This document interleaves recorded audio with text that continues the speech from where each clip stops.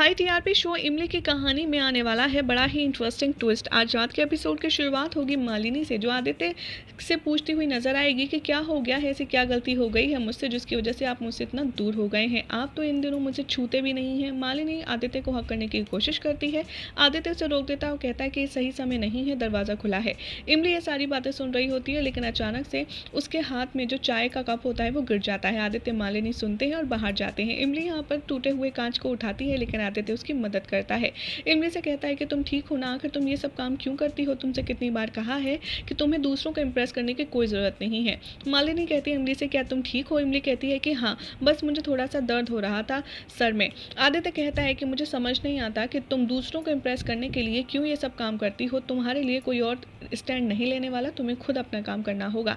इमली वहाँ से बिना कुछ कहे चली जाती है। इमली यहाँ तैयार होती है कॉलेज जाने के लिए, तो पार्टी उसे कंग्रेचुलेट करते हैं। बाद में वो कहते हैं कि क्या तुमने सब कुछ ले लिया? इमली कहती है मैं बच्ची नहीं हूँ, मैंने सब कुछ ले लिया है, और वो निशान के साथ एडमिशन प्रोसेस के लिए चली जाती है।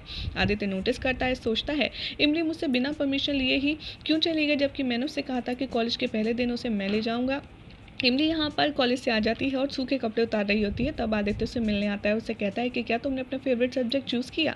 इमली उसे आंसर हाँ या ना में दे देती है। आदित्य कहता है कि क्या हुआ, तुम मुझसे बात क्यों नहीं कर रही हो ठीक से, और मैं इस तरीके से नहीं जी सकता।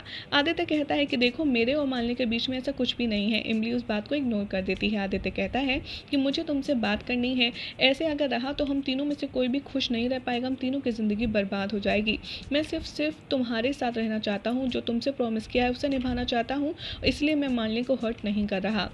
और आजकल इमली, तुम आखिर चाहिए क्या, तुम्हें चाहती क्या हो? इमली चली जाती है वहाँ से। अपर्णा कहती है आदित्य से कि बेटा, मुझे लग रहा है कि तुम्हें मालिनी से बात करनी चाहिए। उधर देव इमली के लिए फ़ोन लाता है, लेकिन अनु उसे तोड़ देती है। देव कहता है कि क्या मैं अपनी पसंद से किसी को एक फ़ोन तक नहीं दे सकता?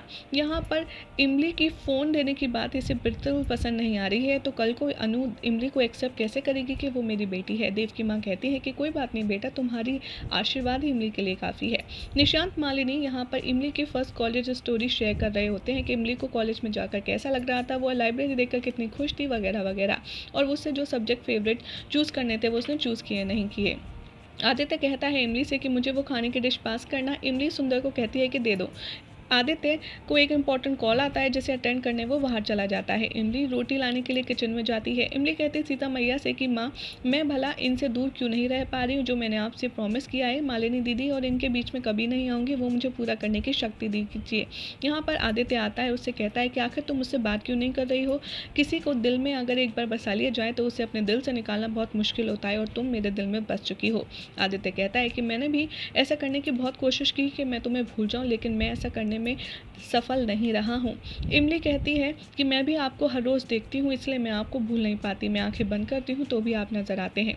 आदित्य कहता है कि देखो, मैं तो तुमसे पहले ही कहा था कि ऐसा होगा। निशांत इन दोनों को एक साथ देख लेता है और सोचता है कि आखिर ये दोनों इस तरीके से अजीब सा बिहेव क्यों कर रहे हैं, और निशांत को शक हो जाता है। अगली सुबह दिखाया जाएगा कि मालिनी आदित्य से झूठ कहती है और कहती है कि क्या आपको फीवर है? मालिनी को इंसिस्ट करता है वो कि हाँ आप जाइए, क्योंकि आप यहाँ रुकी तो आपको भी फीवर हो जाएगा, और मुझे आज कहीं नहीं जाना, मैं घर पर ही रहना चाहती हूँ। मालिनी कहती है कि क्या मैं रुकूँ? तो आदित्य कहता है नहीं नहीं, इसकी कोई ज़रूरत नहीं है, आप जाइए, मैं अपने आप को ख्याल रख लूँगा। इमली को पता नहीं चलता कि आदित्य को बुखार है, और आदित्य भी मालिनी से कहता है कि किसी को कुछ बताने की ज़रूरत नहीं है। और वो सोचता रहता है मालिनी के जाने के बाद कि आखिर इमली को क्या बुरा लगा है जिसकी वजह से वो मुझे अवॉइड कर रही है। इधर मालिनी अपर्णा से कहती है कि आप आदित्य का ख्याल रखिएगा, मैं जल्दी आ जाऊंगी। इमली को पता चलता है कि आदित्य को बुखार है। वो कहती है मैं जाकर देखती हूँ बाबू साहेब को, लेकिन जैसे ही रूम में जाती है वो अपने आप को रोक लेती है, उसे अपना प्रॉमिस याद आ जाता है। वो बहुत ज़्यादा परेशान होती है आदित्य की तबीयत को लेकर।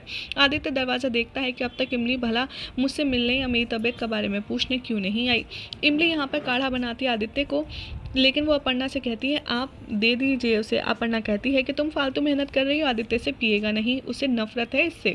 इमली कहती है सुंदर से कि तुम ये ले जाओ, लेकिन सुंदर ले जाने से मना कर देता है। इमली खुद जाती है आदित्य के साथ ने काढ़ा लेकर, और यही हो जाएगा आज रात के एपिसोड का एंड। अब देखना होगा काफ़ी इंटरेस्टिंग कि क्या इमली जब आदित्य के लिए काढ़ा लेकर जाएगी तब आदित्य उससे अपनी दिल की बात अच्छे से समझा पाएगा या नहीं।